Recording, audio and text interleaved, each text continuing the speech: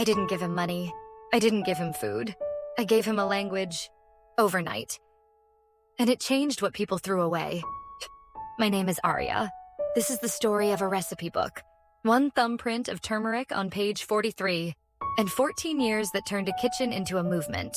There is a certain hush that only a night bus knows. Fluorescent lights, tired heads, rain on glass. Across the aisle, a young man held a soft, swollen notebook, tied with a thin blue elastic and a bent copper paper clip shaped like a crescent moon. The edges were bruised with spice. The cover said, in faded ink, Nonna Elara. He kept licking his finger to turn pages, mouthing words he didn't understand, the way people pray in borrowed languages. When we hit a pothole, a photo slid from the notebook. An old woman at a stove, smiling with her eyes. A pot steaming like a small planet. "Do you read Italian?" he asked me, hopeful but braced for the usual no. I did. Barely. My grandmother and I used to trade words like buttons and seashells. I had always meant to translate her recipes back then, but I waited 1 month too long. She died before I did it.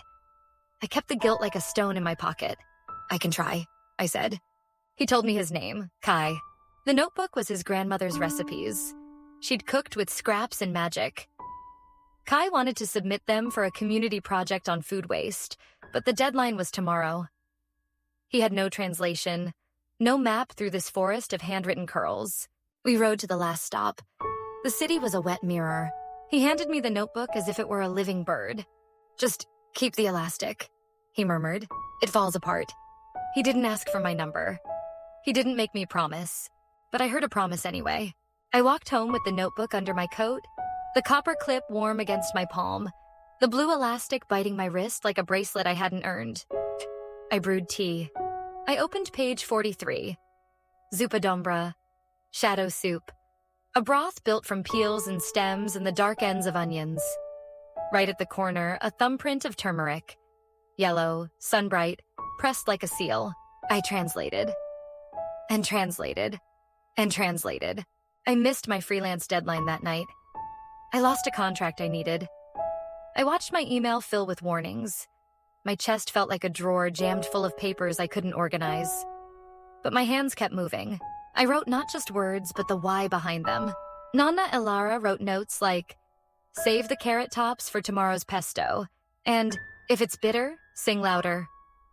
I left margins full of gentle footpaths for Kai. Toast stale bread twice. Call it new. If the soup is shy, let the onions talk first. By dawn, the notebook had a second voice. Not better, just bridge-shaped. I found him at the community center before they unlocked the doors. We sat on the steps. The city yawned. I handed the notebook back. The blue elastic snug, the copper clip catching light. Kai didn't cry. He went very still, the way people do when a heavy thing is finally shared. "Thank you," he said. But the words sounded too small, like teaspoons. I shrugged because my throat wouldn't open. He walked inside with the notebook. I went home and slept while the morning kept going without me. People expect fireworks. We got smoke alarms. Kai's project was accepted, but barely. They asked for a pilot. 4 weeks, 5 kitchens, proved that shadow soup wasn't just poetry. The first week, 3 volunteers quit. A health inspector frowned. A chef told us, "No one wants yesterday's dinner wearing new makeup." A rival consultant said waste is the cost of abundance and called us sentimental. Kai kept the book in a clear sleeve like an heirloom bone. He posted signs. Bright kitchen. He trained cooks to save carrot tops, turn stale bread into toasts that shattered like sugar, pickle the gravity from bruised fruit. He stayed late, mapping odd ingredients to beautiful places. Potato skins to crisps, vegetable ends to stock, rice clumps to arancini that made even skeptics lick their fingers. The turmeric thumbprint became our compass. Whenever doubt blew in, he'd open to page 43 and tap that yellow moon. "If we can make soup from shadows," he'd say, "we can make tomorrow from leftovers." I helped when I could, translating new pages, hunting for words that felt like doors instead of walls. But I was not a hero. I was a woman with rent and regrets and a sleep debt I could not repay. My flaw? I ran from praise the way cats run from vacuums. I worried if I stayed, people would see how thin my courage really was. Years layered themselves like lasagna. 5 kitchens became 12. 12 became 30.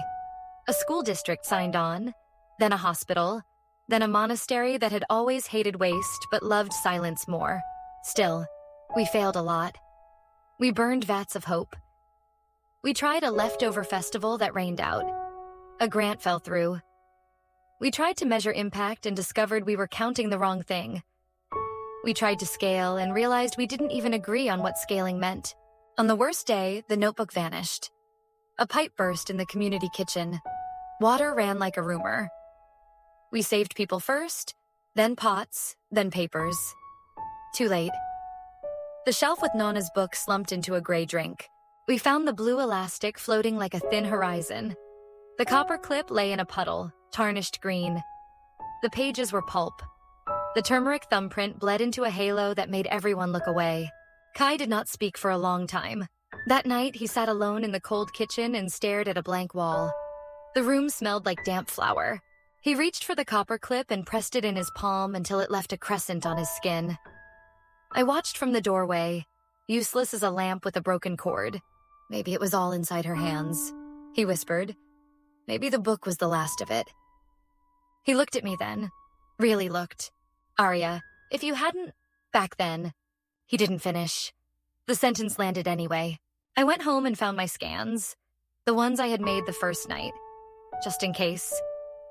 The files were mislabeled. The folder hid behind a name that meant nothing to anyone else.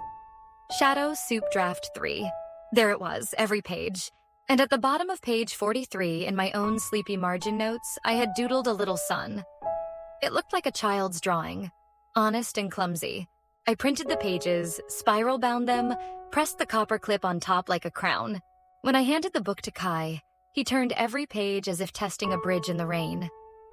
When he reached page 43, he stopped. His thumb hovered over the printed turmeric thumbprint, now a softer yellow. He closed the book. Okay, he said. We keep going. We rebuilt the program with backups for everything. Recipes, schedules, data, airtight boxes for paper hopes. We invited skeptics to taste, not just audit. We partnered with farmers who had too much of one thing and restaurants with too little of another. We ran night classes where grandmothers taught science and scientists learned to salt with their hearts. We learned to measure what mattered. Not just kilos diverted, but meals created, bills lowered, time saved, pride returned to people who thought they were only receiving, never giving. And the numbers crept, then leapt. Neighborhood by neighborhood, kitchen by kitchen, waste fell by half. It didn't make headlines. It made dinner. 14 years after a night bus and a wet city, Kai's bright kitchen was no longer a sign. It was a map other cities traced with their fingers, whispering, maybe we could... We planned a reunion in the original community center. The walls were a softer white. The floor still clicked under bad shoes. I arrived early, carrying bread wrapped in a towel my grandmother had once used to carry peaches, on the bulletin board. A photo of volunteers around a table. In the corner, a small framed thing. The blue elastic and the copper clip, mounted like tiny medals. Kai walked in, older at the edges, quieter. He scanned the room and almost passed me by. 14 years changes the face, and the face is not the soul. He paused, uncertain. You're Aria? I nodded, throat doing that drawer thing again. He took out the book, the printed one. Dog-eared, alive. He opened to page 43. He pressed his thumb to the turmeric sun, the way people test their own pulse. We never got to say a proper thank you, he said.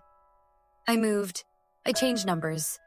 I thought about the bus sometimes and wondered if I'd imagined you. There was a long, honest silence. The good kind. The kind that holds a room steady. He cleared his throat. We just finished the new report.